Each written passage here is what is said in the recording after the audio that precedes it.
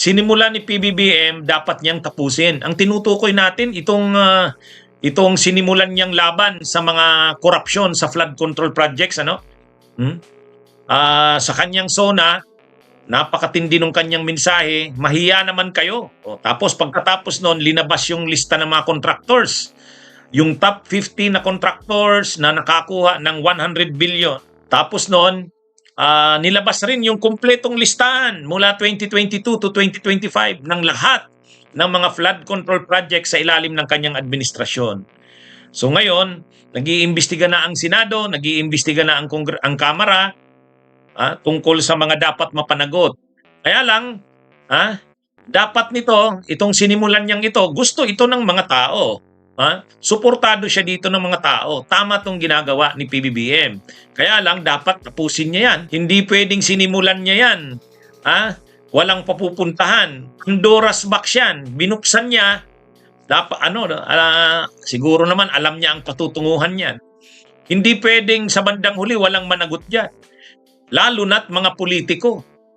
Kung ang mapapanagot dyan yung mga contractors at saka mga officials ng DPWH, hindi makukumbinsi dyan ang mamamayan. Mga politiko ang dapat mapanagot dyan. Mga senador, mga kongresista, pati kung may governor o mayor na sangkot dyan, dapat managot. Actually, itong ginawa ni PBBM, hindi madali ito, mga kabunyog. Sa totoo lang, mabigat yung ginawa niya. Para siyang nag-declare ng giyera laban sa mga korupsyon, lalo na ito pa nga, flood control pa lang ito. Pag pinag-usapan natin ang korupsyon sa DPWH, pag pinag-usapan natin ang korupsyon, siyempre ang DPWH, public works yan, hindi lang naman flood control yan. Sa katunayan, mas malaki ang mga proyekto ng DPWH sa mga kalsada, mga highways, at saka mga tulay. Kaya pag sinabi nating public works and highways, ang flood control, isang bahagi lang yan. Ay ito, ang iniimbestigahan pa lang dito at ang nakikita pa lang natin, flood control. Ay ganyan din ang nangyayari sa mga proyekto sa kalsada, proyektong mga tulay, yung mga public works and highways na mga projects. Kaya matindi to. Pero siguro, one thing at a time, okay, pagbigyan natin, ngayon muna, ang tinatarget muna flood control. Dahil nga, nitong nakaraang mga araw, linggo, matindi yung naging pagbaha. Siguro nakita ni PBBM, alam nyo naman kung gaano kalaki ang naging project, ang naging pondo ni PBBM sa flood control. O, di ba sabi mismo ni Ping Lacson, mula 2011 hanggang 2025, 1.9 trillion ang naging budget ng DPWH sa flood control. Doon sa 1.9 trillion na yon mula 2011 to 2025, ang 1 trillion doon ay 2023 to 2025. Ganun katindi. 1 trillion mula 2023 to 2025. Tapos walang nakitang accomplishment. Ang pagbaha lalong lumala. Doon doon na yung sinabi ni PBBM na mahiya naman kayo. So ngayon, sabi ni PBBM, seryoso siya dyan. Seryoso siya dyan na panagutin yan. Kung mayroon daw matuklasan na mga nai-involve dyan ng mga politiko, kahit kaalyado niya, pasensya na kayo. Ayaw ko na kayong maging kaalyado. Yan yung statement ni PBBM. Kaya lang, kung yung simula niyan, halimbawa, yung paglabas ng lista ng mga contractors mula 2022 to 2025, mabigat yun. Sa totoo lang, yung ginawa ni PBBM na gumawa siya ng website tapos nakalagay isumbong sa Pangulo, tapos nandun lahat ng projects sa flood control mula 2022 to 2025, walang gumawa na Pangulo niyan. Kaya saludo tayo sa ginawa niyang yun. Saludo tayo sa ginawa niyang yun. Mabigat yon kasi linabas niya mismo, hinubaran niya sa publiko. Ito yung mga contractors ng mga flood control mula 2022 to 2025. So nakita na ngayon ng taong bayan. Nakita na, bawat probinsya, ito pala yung mga projects. 252 pala na projects sa flood control sa amin sa probinsya ng Camarines Sur. At ito pala yung mga projects na yan. Ganito palang halaga ng bawat project na yan. Ang contractor pala niyan ay ito. Sa totoo lang, kung tayo ang magtatanong sa DPWH, hindi naman tayo bibigyan ng kopya nun. Pero si PBBM, linabas niya lahat yon. Linabas niya. Bahala na kayo, tingnan nyo yan. Kaya lang, pag sabi niya, bahala na kayo, tingnan nyo yan. Mag-feedback kayo sa akin. Ito yung listahan. Ay, dinagsa ngayon ng feedback. Grabe yung feedback. Grabe yung reactions. O ngayon, naglabasan ngayon. So, ang nangyari dito, Pandora's box. Kaya lang, mayroong ngayong nakikita na natin ngayon yung tindi ng korupsyon, yung mga ghost projects, yung mga substandard na mga proyekto, nakikita na natin, grabe talaga. Kaya lang, ang tanong na ngayon, sinong may kasalanan ng lahat ng ito? Ang tinuturo nila yung kontraktor. Okay, substandard yung ginawa ng kontraktor. At may mga kontraktor pa na ghost, wala talagang trinabaho. Ganyan katindi. Ngayon ang tanong, bakit ghost yung mga proyekto ng kontraktor? Bakit substandard yung proyekto ng kontraktor? Yan ngayon. Yan na ngayon. Papunta na dun ngayon. Pwedeng malaman yan ng mga investigasyon. Sino ba tong kontraktor na to? Pwedeng ipatawag yung kontraktor pagpaliwanagin. Bakit yung ganyan? Kaya lang, yung mga contractors na yan, hindi naman yan magsasabi ng totoo. Magsasabi ba yung mga contractors na yan pasensya na, talagang wala naman akong magagawa kasi ang natira na lang sa akin, 40% na lang. Yung 100 million, ang natira na lang sa akin dyan, 40 million para i-implement yung project. Hindi naman magsasabi ng ganyan ang kontraktor. Alam nga namang ilalaglag niya yung sistema yung kalakaran, yung standard operating procedure, yung SOP. Pero alam nating lahat na yan ang kalakaran. Yung mga sinabi ni Ping Lacson sa privilege speech niya, yun yung kalakaran. Yung 100 million na project, chinap-chap yun. Yung 100 million, may napupunta dyan sa DPWH. Pati sa COA, may sa COA. Hanggang 1% sa COA. Yung mga district engineers, mayroong porsyento. Yung Bids and Awards Committee, mayroong porsyento. Yung proponent ng project, ibig sabihin yung kongresista at senador, mayroon 25%. So ang natira na lang ngayon sa kontraktor ay 40%. 40%. So tama nga naman, ang 40%, ano yan? Paano mo anong magagawa mo? Yung halaga ng project dapat 100 million. 40 million na lang natira sa ngayon. O yan na. Kaya ang mga patrabaho ng flood control natin talagang substandard.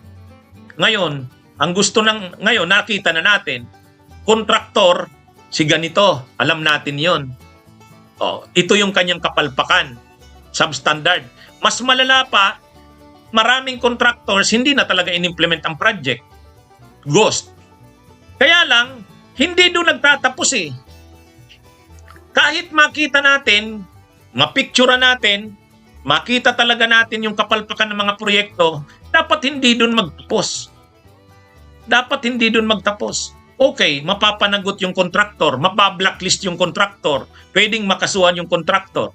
Pero paano yung iba pa na mga nanginabang sa mga proyekto na yan?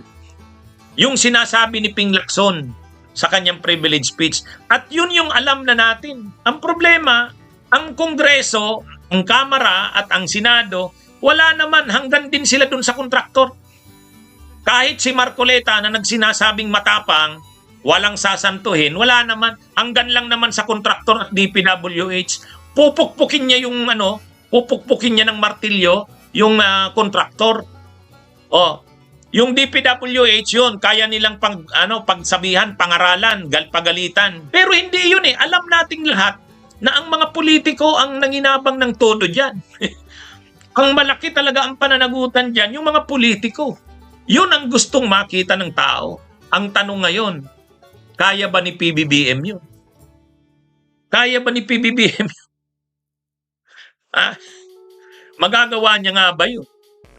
Ang una sanang ginawa niya, para makitang seryoso talaga si PBBM dyan, dapat yung kanyang DPWH secretary, pinag-resign niya Tinatawagan ko ang aking DPWH secretary. Ikaw yung secretary mula 22 to 25.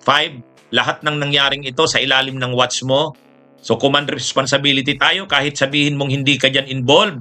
Pero command responsibility, para ipakita natin sa taong bayan, hinihiling ko sa aking DPWH secretary na mag-resign. O ganun, ganun dapat. Bilib ang tao dyan. Bibilib ang tao dyan. Ang problema, sabi ni Bunuan, hindi ako magre-resign. Sabi ni PBBM sa kanya daw, wag na siya mag-resign. Patuloy niya daw gawin yung trabaho niya. Yun, doon pa lang malungkot na eh. Ha? Doon pa lang malungkot na. At ngayon, lumilitaw na ngayon, pagpunta ni PBBM sa mga sites na may ghost projects, ang hinahanap niya ang kontraktor, ang pinapanagot niya, binabanggit niya yung kontraktor. Oh. Ang problema, yung bang sinabi niya nung SONA na mahiya naman kayo? Ang tinutukoy niya ba doon, yun lang mga kontraktor at DPWH? Dapat yung mahiya naman kayo, kasama yung mga politiko. Kasama yung politiko doon. Yun yung mas hinahanap sa kanya kay PBBM. Kaya lang, alam naman natin ang hirap nun. Kapag sinabi niyang may papanagutin ng mga politiko, medyo yan, mabigat na desisyon yan. mabigat na desisyon yan. Pero pag ginawa niya yan, suportado siya ng taong bayan. Yan ang legacy na pinakamaganda niyang maiiwan. Kaya lang ang tanong talaga dyan, kaya niya ba? Kaya niya ba? Ngayon nga lang, ang hinahanap ng mga tao, ang hinahanap ng publiko, si Romualdez, si Chis Escudero, si Saldico, o yun, nagpaliwanag sila. Ang problema, sila rin ang hindi mo mahagilap. Pero alam natin na sila ang pinakanakinabang sa mga proyektong ito. Dapat si PBBM ang magsabi sa kanila, mahiya naman kayo. Ha? Mahiya naman kayo. Yung liderato ng Senado, liderato ng Kamara, yung namahala sa mga insertions na yan, yung naglagay ng mga insertions, mahiya naman kayo, pakisagot sa publiko. Ang daming katanungan ng publiko. Yan yun. Ganun sana dapat eh. Oh, ang problema, sino ang pinapaharap nila Romualdez, nila Saldico sa publiko? Si Congresswoman Swansing, saka si Sandro Marcos. Mga bata pa yun. Mga bata pa yun. Hindi nila alam kung anong mga nangyari dyan sa insertions na yan. Hindi nila kaya yan. Samantala, hindi mo makita si Saldico, hindi mo makita si Romualdez. Gayong sila ang pinaka-promotor ng lahat ng yan. 'Di ba? Dapat sila ang sumagot niyan sa taong bayan. Oh? 'Di ba? Ganon din sa Senado. Ganon din sa Senado. Mabuti pa si Ping Lacson, yun, nagsasalita. Pero si Chis Escudero, si Joel Villanueva magsasalita naman para maghugas kamay. Oh. Si si Bongo ganun din para maghugas kamay.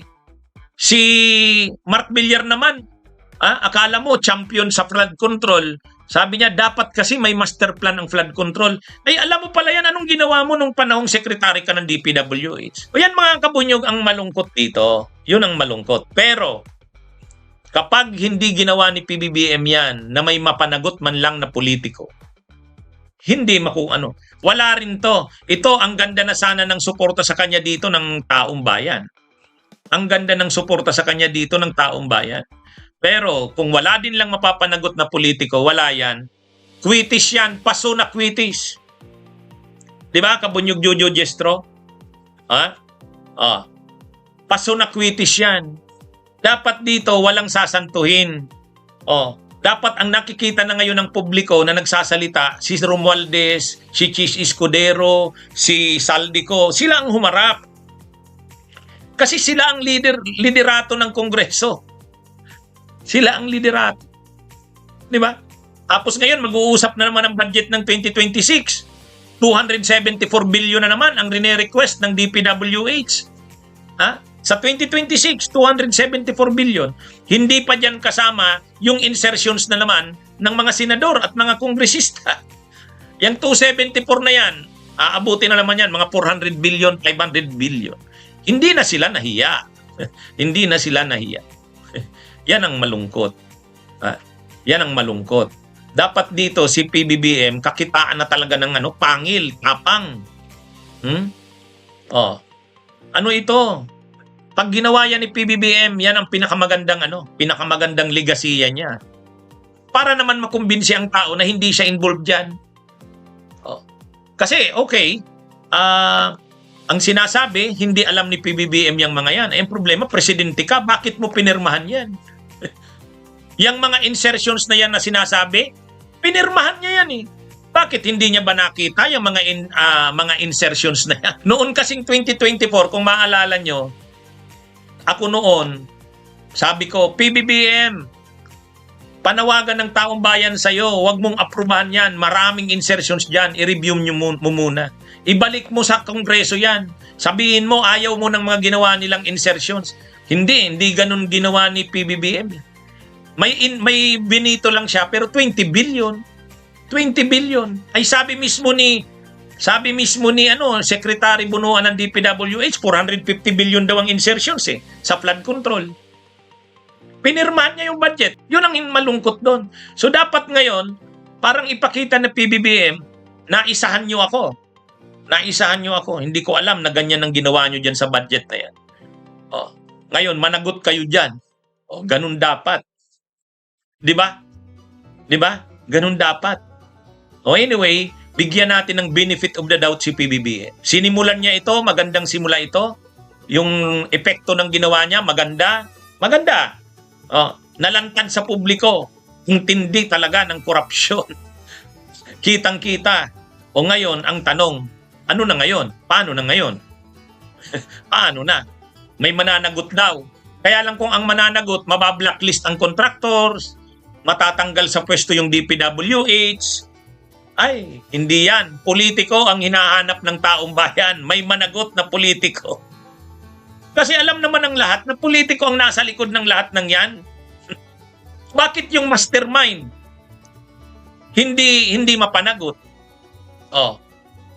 Kaya nyo lang pala yung mga kontraktor. Kaya nyo lang pala yung mga district engineer. Ngayon, hindi natin hinuhusgahan pa si PBBM kasi hindi pa naman tapos. Nasa ano pa lang, pagsisimula pa lang. Pero sana may makita tayo. Kapag ginawa niya yan, medyo nga lang mabigat. Kasi sa totoo lang, pag umalma yung mga kongresista na yan, pag may tinamaan dyan, pag may napanagot yan sa mga senador at kongresista na yan, magagalit yan kay PBBM. Mabagalit yung mga yan. Bakit mo naman kami ginaganyan? Magkakaalyado tayo, ginaganyan mo kami. Di ba? Mr. President, itigil mo na yung krusada mo. Medyo tinatamaan na kami.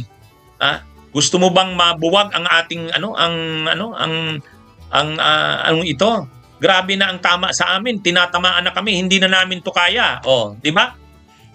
Sa ngayon, nagpapalusot pa ang Kamara.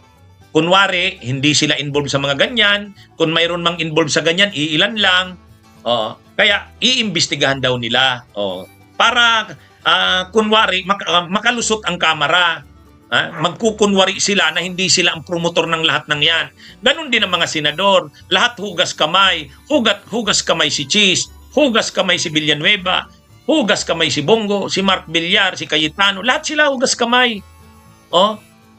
Tapos si Lacson, naalangan din pangalanan ang mga kapwa niya senador.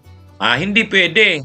Hindi pwedeng may maalangan dito. Kung gusto nyong makumbinsi ang taong bayan na seryoso kayo dyan, tapusin nyo yan. Dapat may mapanagot dyan. Di ba? Di ba mga kabunyog, mga kababayan? Suportado natin sa PBBM sa ginawa niyang yan. Pero sana, tapusin niya yan at may mapanagot dyan. Pag wala, kakalungkot. Sinimulan. Maganda yung simula, pangit yung kinalabasan. Hindi kumbinsido ang taong bayan. Yan ang hindi maganda. Okay? Magandang araw sa inyong lahat, mga kabunyog. Bunyog, bunyog, halikan na kasama ka. Bunyog, kapag buklod ay may pag-asa. Luzon, Visayas, Mindanao, isa ang pananaw. Sa bagong Pilipinas ang bunyog isisigaw. Bunyog, bunyog.